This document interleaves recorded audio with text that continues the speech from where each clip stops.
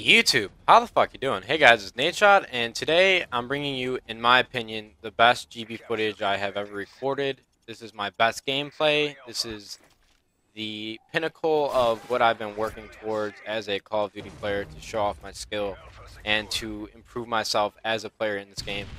And I know it's not an MLG game type variant map. Carbon itself is a search and destroy map for MLG variant, but it's only hosted on search and destroy. Domination used to be an MLG game type, but not anymore. But either way, I really think this showcases my skill and my awareness as a player to the highest degree. And I'm not trying to sound cocky, guys. It's self-reflection on what I've been working towards, and the time that I've put into this game has really paid off. And I really hope you guys enjoy this gameplay. But yesterday, I discussed somewhat about 402's involvement in the MLG community and how he has not supported us with LAN viable settings for large-scale tournaments like MLG events. And today I'm going to discuss what's going on in MLG, the inner workings, and what everyone is speculating right now about on Twitter, and why there is so much drama in the esports community for console gamers. When MLG first got its start back in 2004, 2005, or 2006, I really don't remember the exact year. It could even date back as far as 2003.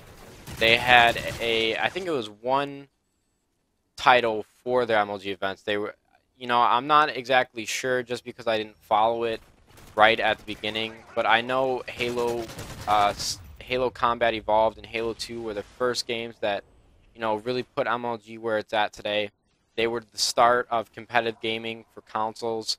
Now, PC gaming has been here for a while, and competitive gaming for them grew quite a bit.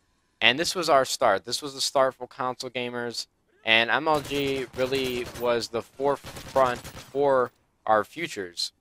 And when they had Halo 2 on the circuit, they grew, and they grew. They had prize money out the yin-yang for Halo 2. I mean, first place for these tournaments, national events, was $100,000. You had kids that were 14, 15, 16 years old winning 25 grand a piece, and that was just a dream for people. I mean, you were playing video games, you were doing what you love, and you were competing. I know that's probably the most important thing for me is the competition. I'm a very competitive person.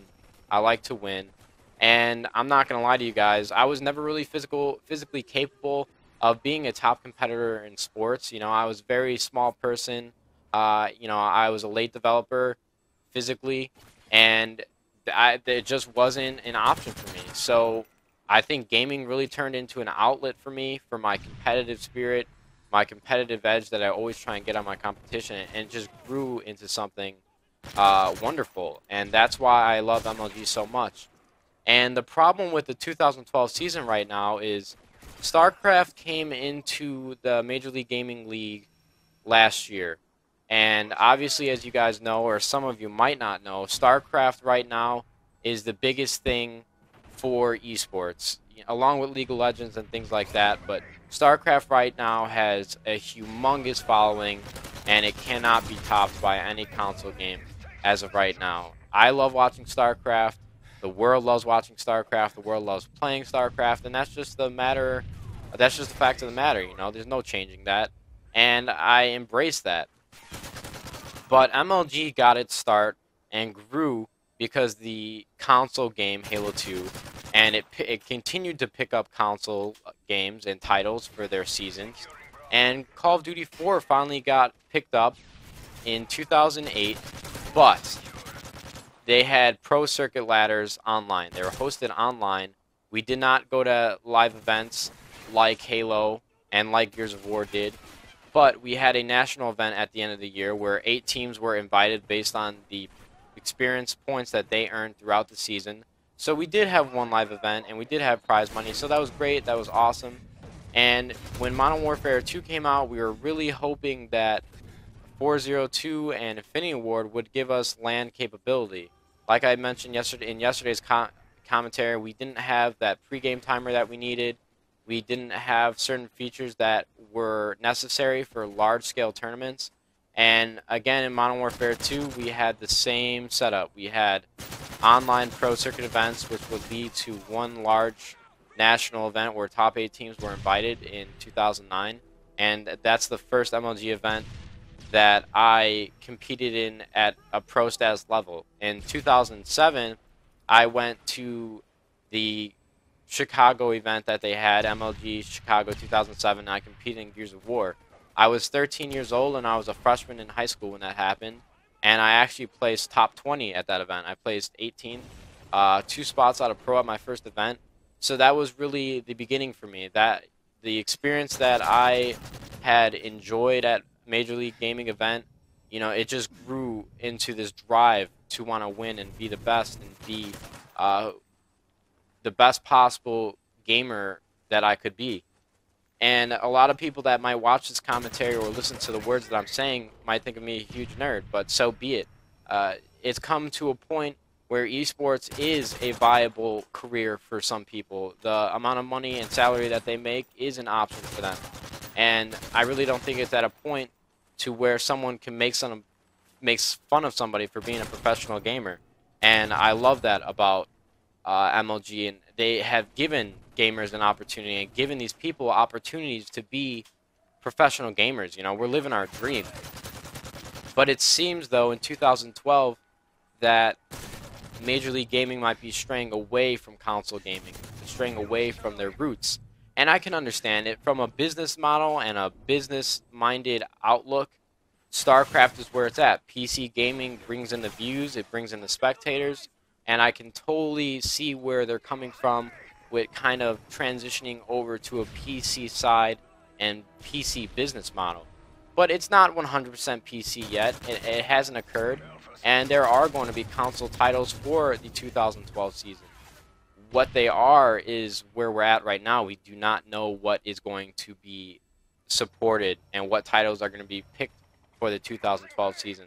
Right now, it's a toss-up between Call of Duty, Gears of War, and Halo Reach. And there's just so much speculation in the console community right now that's very hectic. You have players talking trash to each other. You have players talking trash to developers. You have players talking trash towards Major League Gaming. And I can understand it, and I'm not going to lie, if I hadn't grown and matured, that I would probably be one of these people talking shit to Infinity Ward or talking shit towards Major League Gaming from straying away from their roots. But luckily, I have matured, and I have seen the repercussions of my actions, and I've learned to try and just stay positive, keep a stable outlook, and really just hope for the best. And at this point right now, it's about 5 o'clock Central Standard Time, and Major League Gaming announced on Twitter about a week ago that they were going to make the announcements for today for what titles will be picked up for the 2012 season. So right now, I'm kind of on edge. My future is in limbo with competitive gaming. Worst case scenario, we do go back to the pro circuit online events for Call of Duty, but that really is just dismal for me. I do not want that to happen. It'll be taking a step backwards to where we were in the 2008-2009 season for Call of Duty. It is not what we need as a community right now to go back and revert to something like that. It's gonna just jeopardize our futures as a one well-oiled being as the competitive community is right now for Call of Duty. I think we've grown a lot over the past couple of years, and I would really hate to take a step backwards and go back to how we were about 2 years ago. Now, I know Major League Gaming can't really do much about it because Infinity Ward just won't give us the tools that we need, but I'm hoping for the best for every competitive community, whether it be Gears of War, Halo, and Call of Duty. Whatever the outturn is or whatever the outlook is for the 2012 season, I'll respect it. Will I be happy if Call of Duty doesn't get picked up? I'm not going to lie to you, I probably won't. I will lose a tremendous amount of respect for Boars02 and Infinity Ward for not taking the time and making these changes for us. I know it's not an obligation for them, but from the support that we've given their game at a competitive aspect, I think we kind of deserve it after 3 or 4 years of asking for these settings that will not take long at all to do. Tops 2 days. David Vonderhaar and the team from Treyarch did it in 2 days is what they told us. So The fact that Infinity Ward just cannot implement these features is kind of a slap in the face. And I'm not going to lie to you guys, I don't care if this sounds a little bit unprofessional, but 402 and Infinity Ward, I have lost a bit of respect for you guys. And I will take back these harsh words uh, if, in fact, you did implement these features. So I apologize for that, but right now it's just speculation. And those are just my opinions and my thoughts. I appreciate you guys watching. I hope you'd enjoyed this commentary and this gameplay.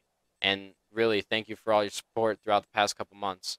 YouTube, we'll see if I can